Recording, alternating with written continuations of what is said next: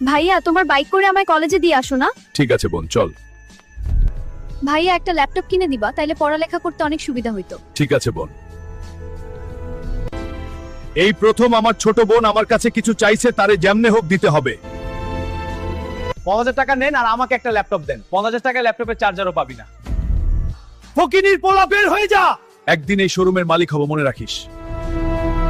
যে জমিদারের 3 মাথা আলা দানবকে হারাবে সে পাবে 100 কোটি টাকা।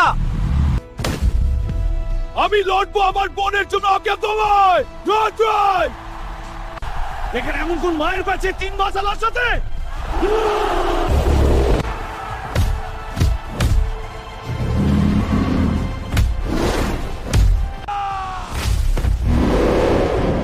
বন্ধুরা তোমরা সবাই বাইক টানতে পারবে।